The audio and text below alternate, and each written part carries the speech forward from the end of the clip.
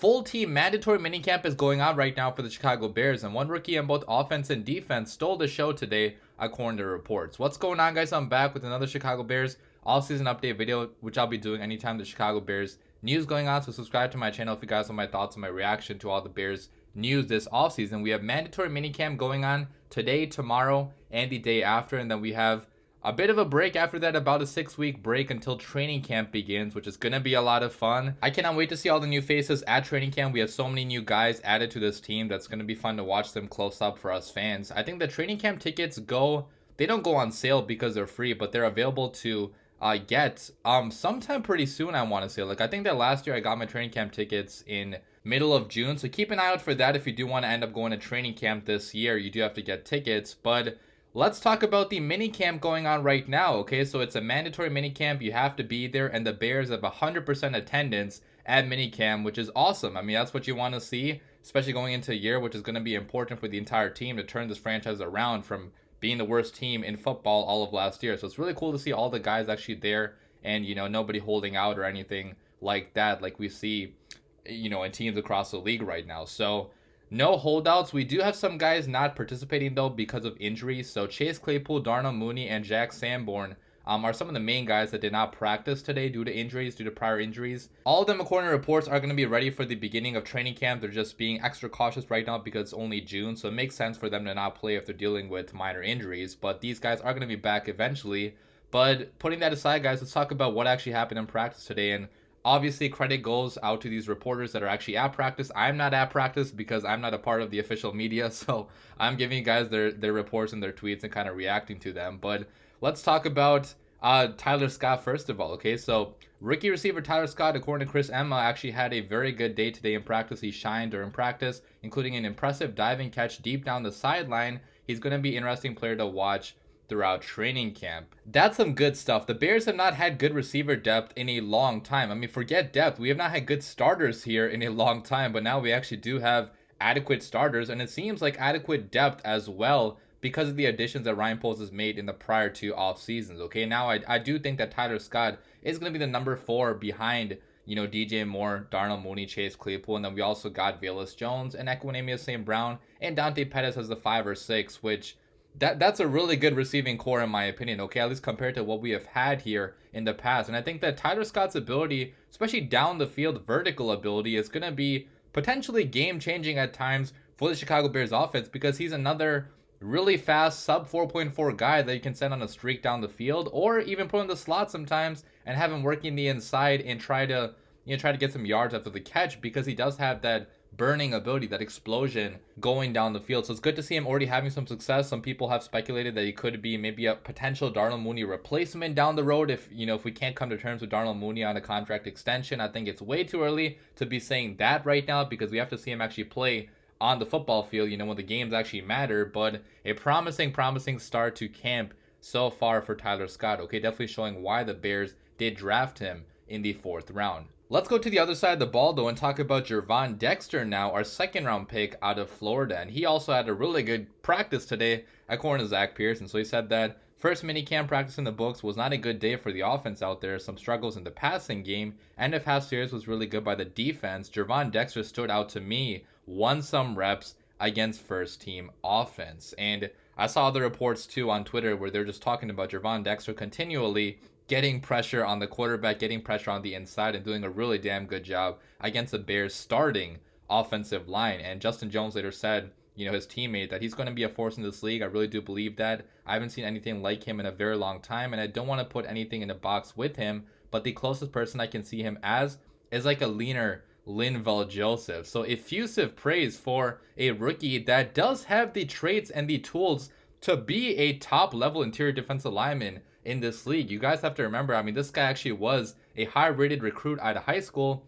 Then Jalen Carter. Now, obviously in college, when the game started, Gervon Dexter was not as good, as productive as Jalen Carter was, which is why, Gervon Dexter went in the 2nd round. But there's a lot of tools, a lot of intangibles, a lot of explosion, a lot of high upside traits that, if developed properly, this guy could be a beast on the inside and change the Chicago Bears defensive line, because it needs some type of pass rush from somebody. And right now we don't have great edge rushers, so it's going to have to probably come, from the inside. And if Gervon Dexter can show anything in year 1 even, surpasses his expectations in year one, that would be a great thing for the Chicago Bears defense and maybe keep them more competitive than people are realizing they actually can be. So great practice by him, but obviously you guys have to remember it's only June, it's only minicamp, so until training camp starts, until the games start, you can't be getting too hyped up about anything, about any practice reports, because these are just practice reports. But it is okay to be a little bit excited about the potential that we do have in both Tyler Scott and Javon Dexter. Hopefully both these guys do turn to good players for the Bears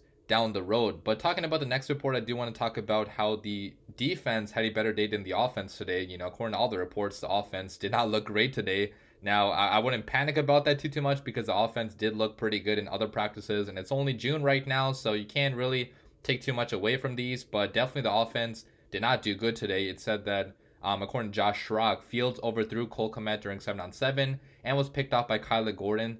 But it was actually later clarified by Monsters of the Tri-State, who actually brought up a report from Mark Grote that Cole Kmet slipped on that play, so that explained why Justin Fields overthrew him seemingly. Now, we're not going to know until we have video of this, which the Bears are not going to release video of this because they don't want to release video of their players messing up. But regardless, the offense did not do good today. They're still a work in progress. Right now, he also did not have Darnell Mooney and Chase Claypool to throw to. It's only really, DJ Moore out there, which according to other reports, DJ Moore and Justin Fields did have a few connections again in practice, like they've had basically every single day since they actually, met each other. It's been a really good connection. So the connection between Fields and Moore definitely looking good. The rest of the offense is a work in progress. Also, Darnell Wright seemed to really struggle today. Our rookie right tackle that we drafted at pick number 10 had a bad day. He actually allowed, 2 sacks in the end of half series against Terrell Lewis. So that's not encouraging, but pads are not on right now. And if pads are not on, again, it's really hard to tell which linemen are actually good and which linemen are not good, because some linemen look better in pads and some linemen don't look as good in pads, when real football is actually played. So judging by Darnell Wright's tape from last year, I think Darnell Wright is going to be completely fine. And regardless, it is going to be a learning experience for him too, even if he was good in college football, because every tackle does struggle usually at first in the league, because the jump from college to the NFL is massive. But Darnell Wright did go up against guys like Will Anderson Jr., like BJ Ojulari, and did really well against him in pass protection. So I'm not worried about this whatsoever. It was just a bad day of practice for him today. But going to the next report, sticking on the offensive line, according to Mark Grote, Cody Whitehair and Lucas Patrick were splitting time as a top center in practice. But according to Matt Eberflus, he said that Whitehair is the top guy, and there's not a competition in camp right now at center. At least, reportedly, according to him. And we'll see if that continues throughout camp, if they do want to give Lucas Patrick a shot to win the starting center job. But it does seem like Cody Whitehair does have that locked down, because he does have the seniority. He's been on this team for a lot longer. He's played center in the past for longer than, Lucas Patrick has. And he's probably a better player than Lucas Patrick is too, because Lucas Patrick was not good last year whatsoever in the limited time that he actually did get at center. So we'll see how it plays out eventually, but right now it does seem like the starting 5 for this year is locked in. You got Braxton Jones at left tackle, you got Tevin Jenkins moving to left guard, you got Cody Whitehair at center, you got Nate Davis, our new signing from the Titans, at right guard, and then we got the rookie Darnell Wright at right tackle. It does not seem like there's going to be any real competition in camp, which I think I'm okay with. It's actually nice for the quarterback to know it's going to be a starting 5 this early, so he does have the chance to work with these guys and know their strengths, know their weaknesses, and actually get some chemistry going with that, because obviously chemistry is very, very important on the offensive line. So glad to see there's not going to be much switching, hopefully, if injuries don't happen, knock on wood, on this Bears offensive line. And then finally, going to the last story of the day, it's not anything that happened on the field, but it's Justin Jones, our defensive tackle, making Packers fans very, very mad.